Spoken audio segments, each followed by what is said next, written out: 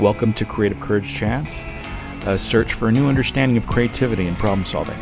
I'm Alex Raffy.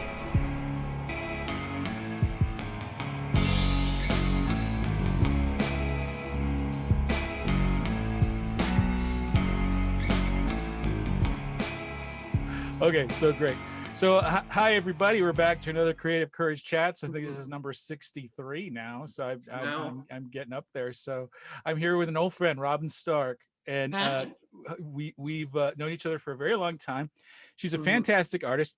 I have the pleasure of having many of her sculptures in our house that I see every single day, multiple times a day, that we love. And I'm going to post a picture of it when I actually edit this out, because it's one of our favorite things that we have in the house.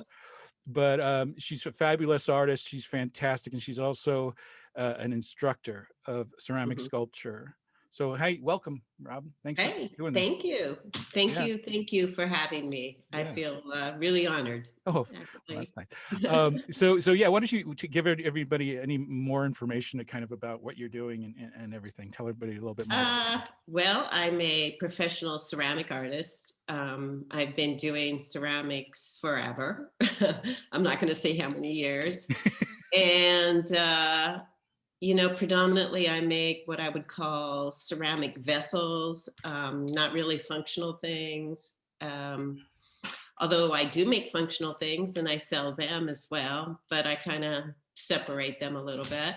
Yeah. And I'm also a full-time educator, and I teach at CSN. So that's been really rewarding as well.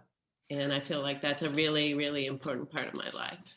Well, we were kind of chatting a little bit before about just the importance of creativity, I think, with young people and how things are going, and their different resources seem to be mostly online now, right? I mean, as opposed to, you know what?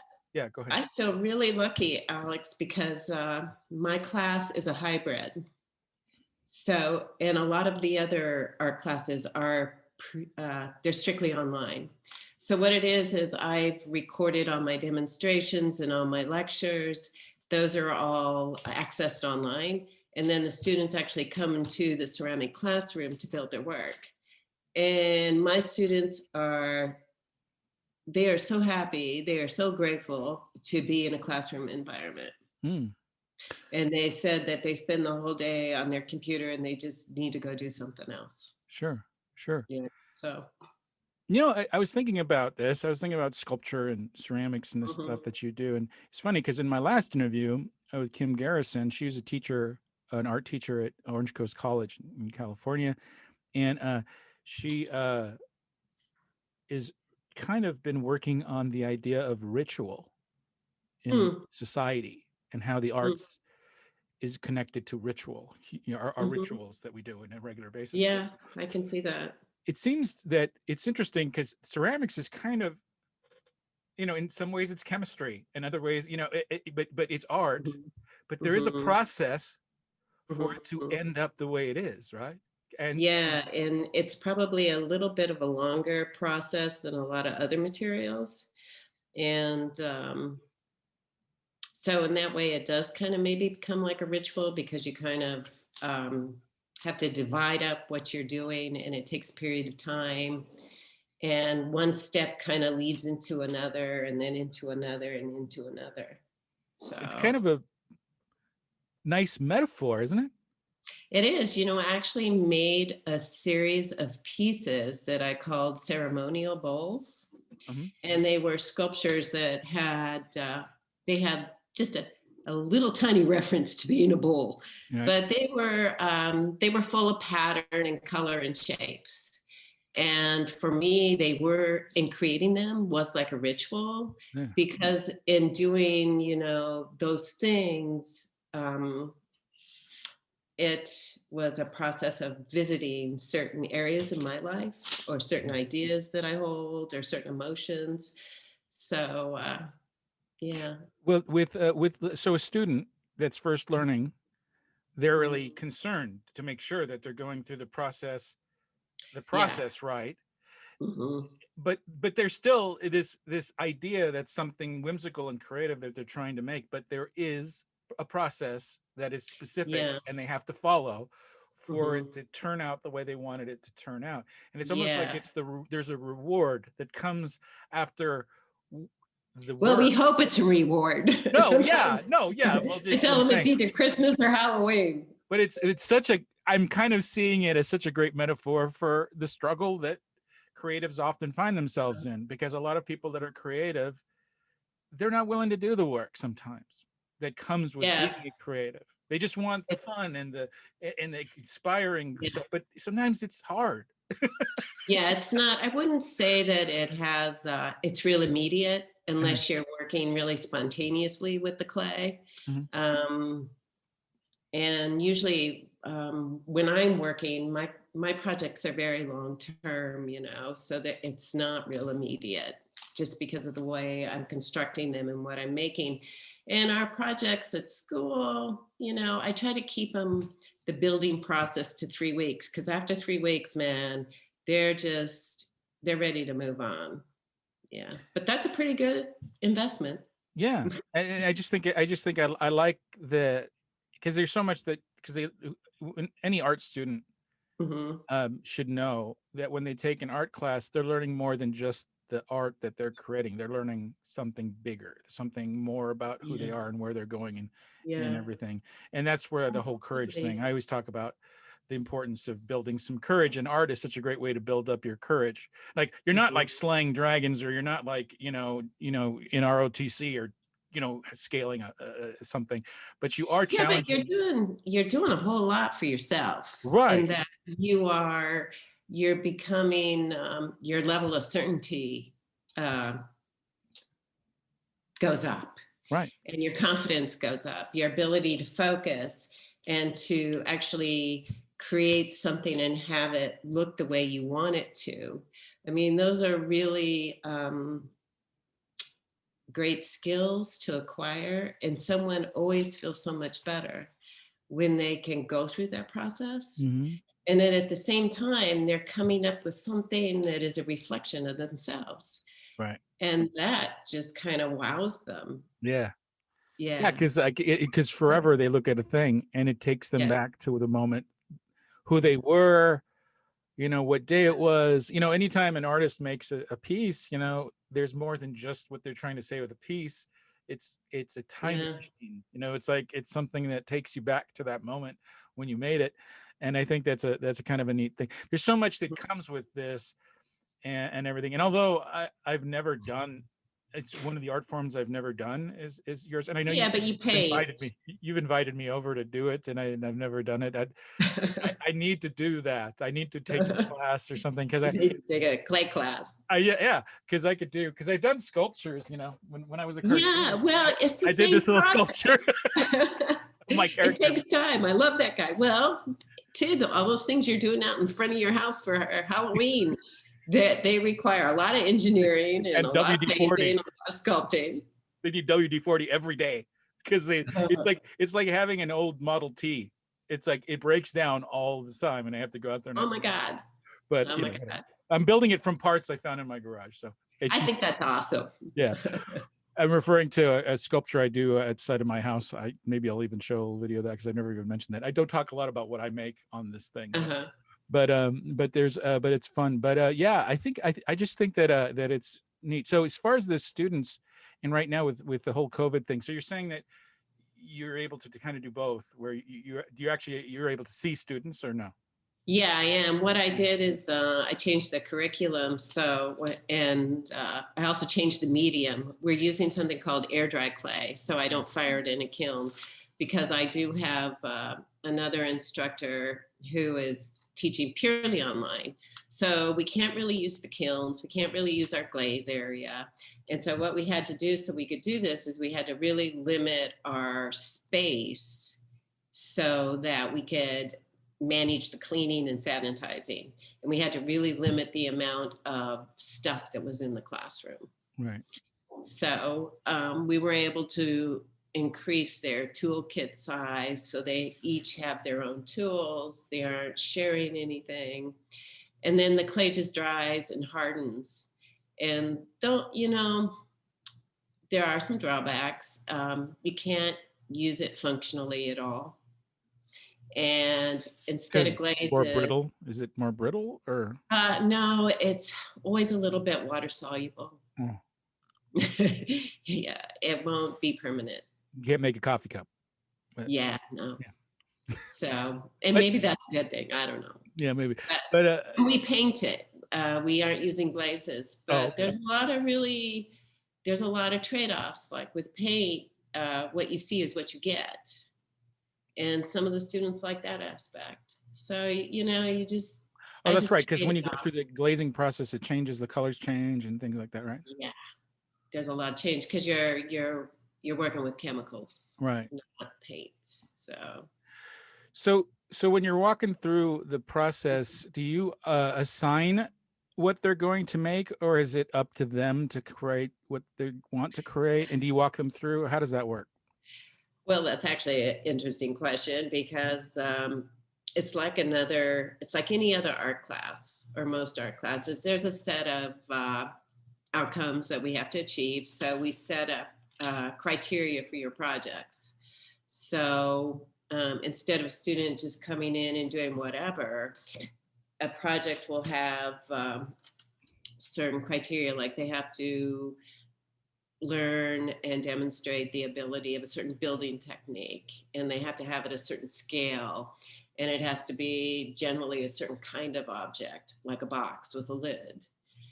Um, so you have these lists of things that they have to meet. So you are kind of roping them in and setting up specifics for them to execute. Yeah. See, that's really interesting. I think that this is because from all the artists I've talked to, for some reason, talking to you is making me think more of how enjoyable taking an art class is. Because when I took my art class, it was perfect timing. It was like it couldn't have been a better time for me because I was very, very, very cocky about what I could do, and I was very, very confident. But I wanted to explore things I've never known. So Mhm. when I went to Orange Coast College, I lied about all the art classes, the prerequisite art classes I had to take before I could take experimental art. So I just Uh-huh. told them I took all of them because back then they didn't have computers. They had everything was Like records so they could right. check. So I just said I took all of them. So they put me immediately into that class. And I saw, now Oh, this is wow. bad advice because I'm telling you're not going to, nowadays you guys can't lie. If Yeah. there's any students listening, you have to take the classes. But I was able to sneak right into this class for this experimental art class where I was able to my head just exploded. I went in there, Mm, I couldn't believe all the stuff I yeah. didn't know. But I think it's plus it's very great for young people to kind of, if they're curious about creativity or their artwork, is to get Mhm. a class situation, because not only are they hearing from a teacher who's an experienced artist, but they're collaborating with other people who are also like-minded, and Yeah. and it becomes this kind They're of all trying to do something creative, yeah and a together. lot of them are there. They're very inhibited. They've never made anything. They've never taken ceramics. I have a lot more people like that than I do people that have experience. Right. Or So confidence. they're a little nervous about the class, and they keep making justifications for why they can't do this. And Right. so you really have to encourage them along and Or I'm sort of not good at that. I'm convince not good them at that, that. you know what, this is all going to be great. And it will be a reflection of you, and you will be able to do a good job. Yeah. It's almost like sometimes when you talk to a young person creating a piece of artwork, it's like, what do you think's going to happen when this thing's done? Do you think it's going to be used to Mm. move a mountain? It's art. It's just an art piece.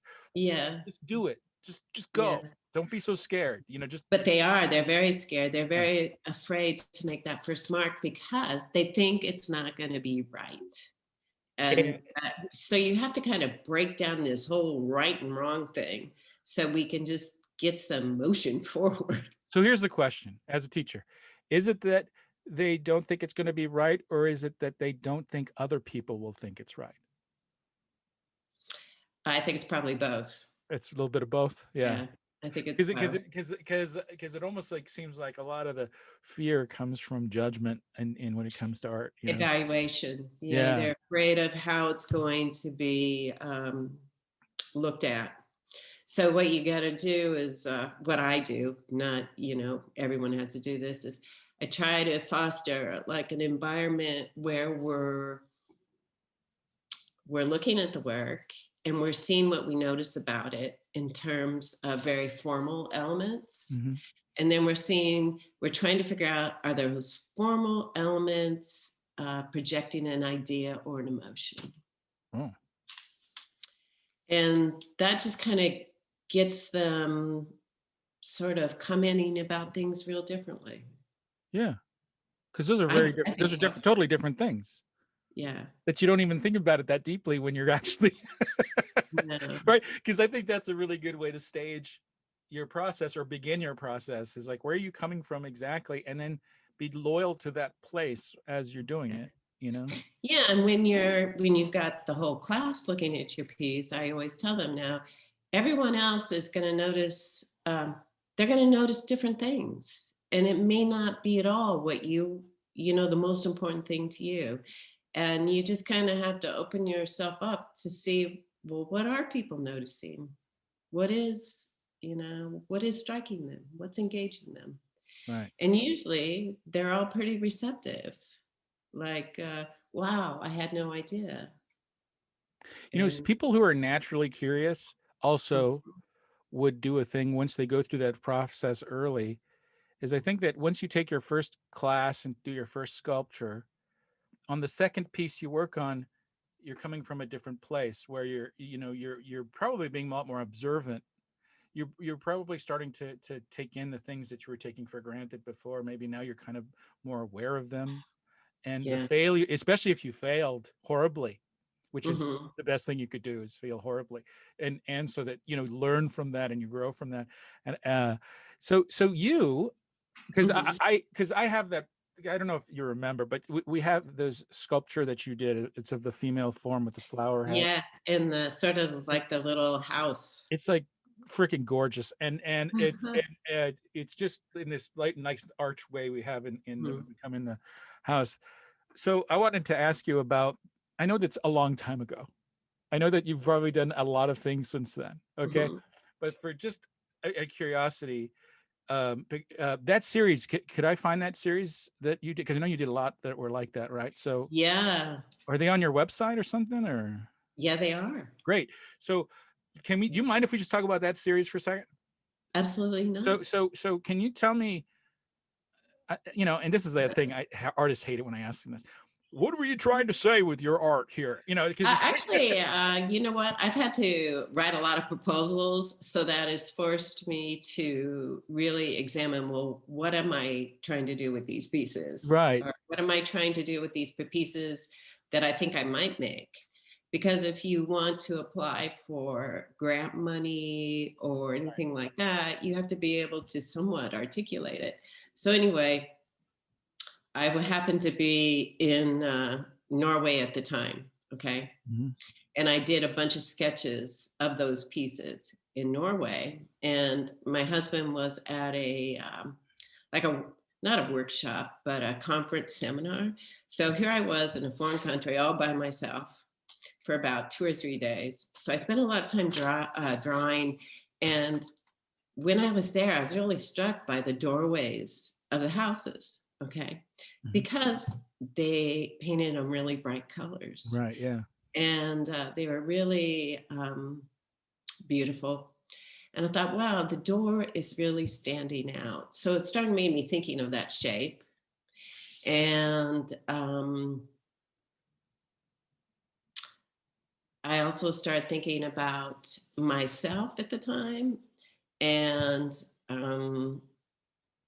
I felt like I was experiencing a time where I felt like I was all these different kinds of personalities. Okay. Okay, And I yeah. wasn't quite sure how they all fit together. Okay. It's such a So female piece. It's so figure feminine. was just kind of like me. And Yeah, then they all have these different types of heads. yeah. And And they all kind they of were some of them represent. was like ours is a flower, Uh-huh. but you've Yours done is, all, yeah. yeah, Yeah. There's a mallard duck. yeah, There's a coyote. right. Gosh, there's a heart. There was a butterfly. and a beetle, and one was flame. So they all kind of represent something. You know, flame is about passion, about having a passion, and something that really makes you want to continue on in life. You know, the coyote was kind of like a very isolated individual that lived on the fringe. Mm-hmm. And yours is that like almost like a sunflower, and it's almost like that outburst of positive joy. Yeah. And so, you know, taking all of these and trying to bring them into that single figure, because that single figure is myself, and then putting them in these doorways. Yeah. Because they needed like a protection or a home or something. Yeah. But within it, there is the different sides to the complexities of the person, which it's just lovely. The whole thing is just, the idea of it is just lovely. I've always loved it. And I ever talked to you about those pieces? No, I've never talked to you about what they were. Yeah. But I've got to be honest, I kind of was close to being where I thought you were trying to go. I knew that you did a bunch of them. I've seen them. Yeah. And I did get the impression that it was first of all, it was incredibly, it's like, I thought of it as kind of a female empowerment kind of piece, you know. I kind of saw it in that way. And, but it's just this, you know, sometimes you're comforted by shapes and stuff. And, and the boxing thing, I didn't see it as constraining. I saw it as just how, like, almost protecting in a weird way, or just something. Yeah, I would think of it more as protecting too. Protecting, yeah. And then also as a home kind of a thing, in the way a home protects you. It's like you go to your home and it's your comfort zone. Yeah, and within there you had all these different kind of things. I was kind of close to where you were going, and it's like, that's not what it's about. Okay, I know. But you know what? It doesn't matter. You have your own perception of it, and that's pretty cool. Right, and everything. So I'm a big fan of that. And plus, I know we have this, and we do have practical ones that you've made us to, because we have like some little mugs and stuff like that. And the cups, we have the cups, the coffee cups. I was wondering about that. Yeah, it's very awesome. We look very cool drinking out of those, but they're lovely work. I mean, you're just really a great artist, and you do some really great work. Thank you. But do you have anything near you there? I'm sure you're. I do. Can I see? I'm working on these boxes. Yeah. These. Can you see this? So like, I'm gonna try and turn this here. Yeah, look at that. So each side kind of has a different pattern. Wow, yeah. And there's gonna be 9 of these. And I'm on number, let's see, 1, 2, 3, 4, 5. 1, 2, 3. Yeah, I've got 5 here. Wow. But have you ever seen those block puzzles? Did you ever have one of those block puzzles as a kid? Yeah. Yeah, I had one. And when I was a kid, I was very fascinated by it, that depending on how you put it together, you could have these different narratives. Right. So I have these patterns that I tend to repeat. And so I've made my own giant block puzzle. Right.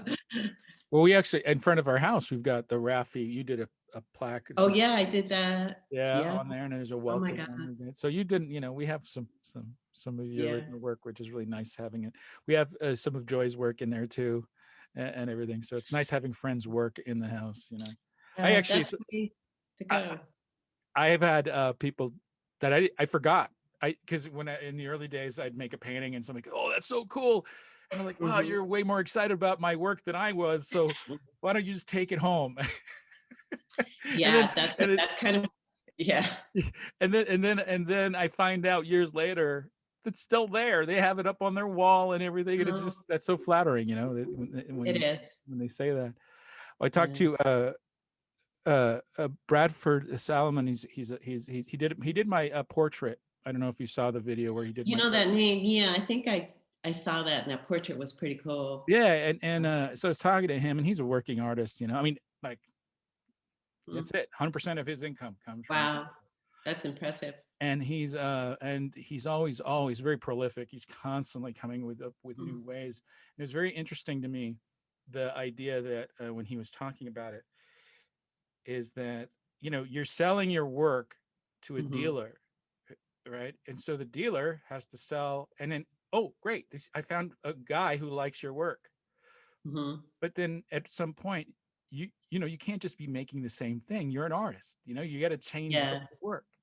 And then the dealer's like, no, don't change it. I can't sell that. I can sell the thing you did Yeah, before. that's an awkward place to be. Isn't that tough? Because and I Yeah. started thinking how interesting it is that an artist, it's hard enough to be an artist and to sell your work, because you can't be a working artist. But then there's this challenge of being stuck in this niche of kind of style and wanting Mm-hmm. to explore. So, and you've seemed to be able to explore quite a bit in the different kinds of artwork you do. So, still Mm-hmm. sculpture and ceramics, Mm-hmm. but as far as you have a style that's consistent, Mm-hmm. right? I kind of think so. Yeah, I have a Yeah. range of shapes and colors that I tend to work with.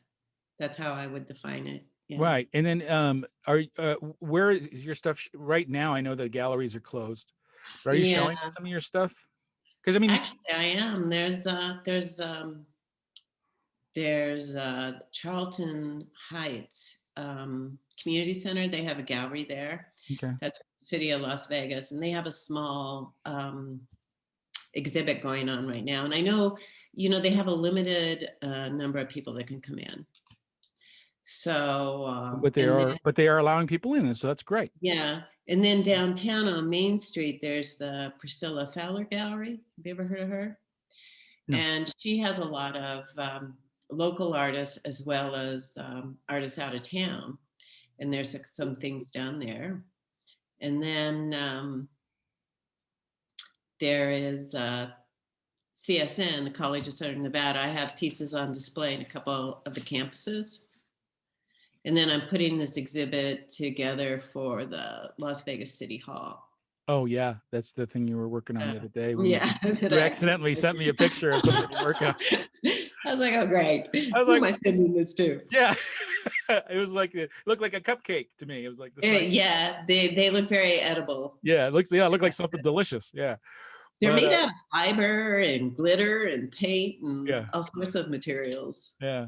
So I just think that right now, as a teacher, I mean, eh, and just because we're doing everything virtually, and the importance of I kind of think the importance of the arts, it's always been more to me. uh the arts is as important as core curriculum to me. It's equal in their importance. It's not treated that way, yeah, no, it's not. but it is. I think that it's because I think that an art class can actually help them in their core curriculum, because it builds, because where It does does. I mean, Because of the process that you go through to make an art project is a process that you go to learn something. You right. know, it requires a tremendous amount of focus. It requires a lot of research and preparation and just skill level. You have to do it over and over to get it right.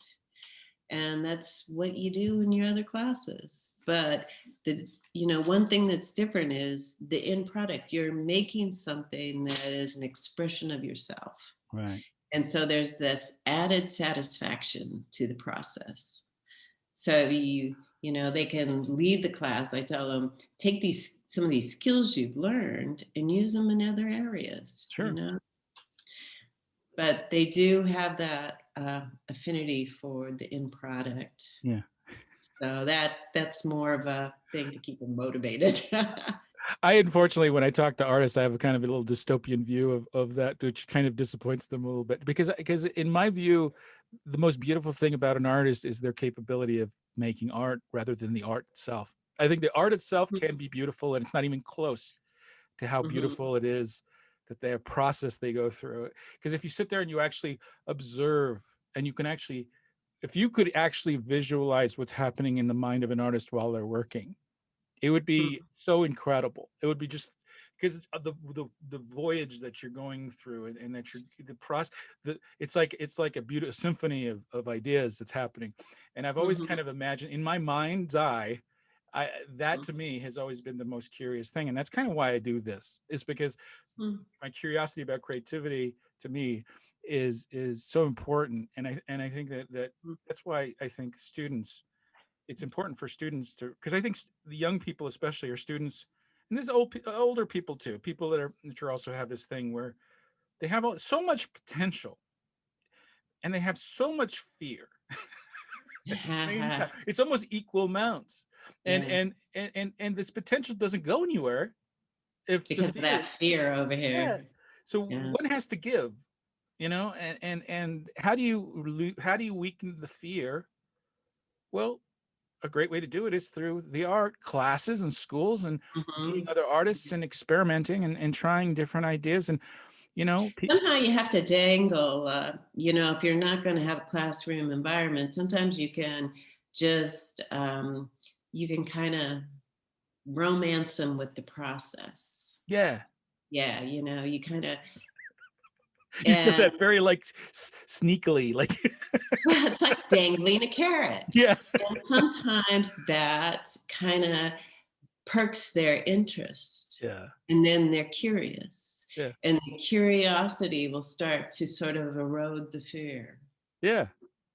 It's So really then you can right. maybe get them to come in or, do something. Yeah, on Yeah. their own. One of the most encouraging things about me knowing I'm on the right track with this project that I'm doing was doing it for, because I do it for adults. I do the workshop for adults, so creativity. But Mhm, when I did it for little kids, mhm, I couldn't talk about all of the philosophy because I'm speaking to people that are cynical. I'm speaking to people that are damaged half the time, that are mhm. that already are too old to that made bad choices or whatever sometimes. But I'm Sometimes it's really hard to get them motivated. right.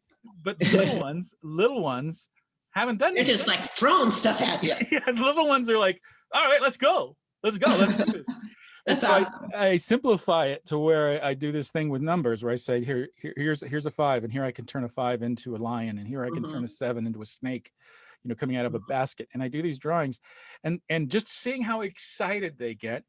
And and uh, and then you say, I want you to make stuff. Don't make what I made. Let's see what you guys do. mhm. And then you see them getting in there and doing these drawings, and they do the most interesting things and the craziest things and the funniest things. And then I have piles and stacks of drawings that they've mailed me after these Oh, wow. classes of all these drawings that they've done. Hey, thank you, Mr. Raffi, and look at this is Mhm. me. This is a rabbit on a boat, and all this little notes and everything. And just seeing them get excited about and the fact that it came from just being given the chance to try to do something new, like just like what your class is like.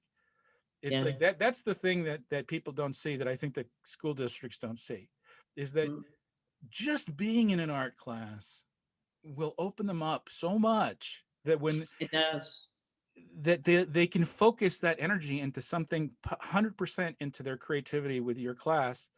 And that's such a great just that feeling that when they go into Mhm. their other classes, they carry that with them. They And do. you It's know like they're brand new, fresh, and right. energized. And sometimes they've picked up a skill to help them resolve something in that other area. Yeah. Like they just go, oh, well, in our class, ideas are going through your head, and you're going, well, what if I do this? What if I do that? So suddenly, maybe you're in another class, and you go, well, what if I do this? What if I do that? So maybe you might be a little more successful. Yeah. Maybe. Yeah. So, all right. So we've been talking for a while here. So I was going to Mhm. ask you a question I like to ask people at the end of these things is because you're a teacher, so you talk to a lot of people. You're always giving people input and advice.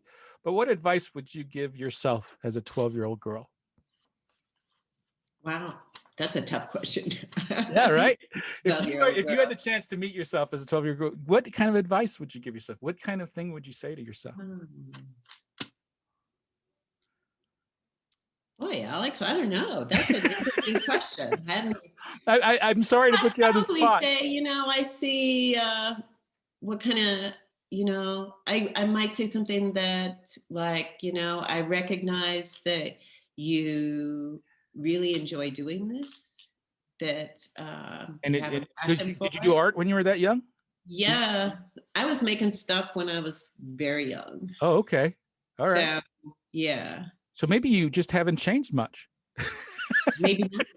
But I would just probably just, encourage that 12-year-old to maybe, keep the creative field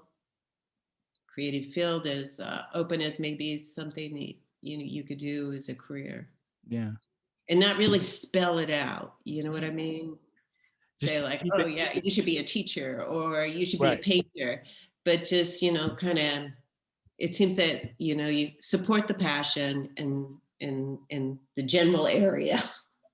So if you don't mind me saying, would it be kind of like be open-minded going forward? Because I think as a young person, sometimes you establish something, like I want to be this, Mm-hmm.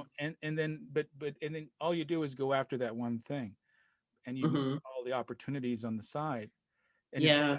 don't think about teacher or don't thinking about just go, and Just kind of go and kind of see where you have a strength and it'll be evident because you'll be good at it. yeah. And you know, I thought I was going to pursue painting when I got to a community college in San Diego. So I took a lot of courses like that. And then I took one ceramic course, and then that was it. I You was knew right away. Yeah, it was just, I was so wowed by the material and the fact that you could just make any three-dimensional form and then you could paint, it just totally wowed me. And the Yeah. fact that when you fired it, it became so permanent and it became like a jewel. And there were just so many things about it. It was just odd. So that was probably the deep want that you had when you were younger to create things like that, but didn't find the avenue until you actually took the class, right? Yeah, when I was 4, it was my crayon box. Right. No, but it's so funny because I mean, you might not have ever taken a ceramics class. Yeah, well, I remember I had some friends who were taking the same classes as I was, like the painting classes, the design classes. And this one girl I knew had enrolled in it. And she really liked it. And she said, you should take a class. And, I was kind of lukewarm about it. I had no idea. Yeah. Yeah.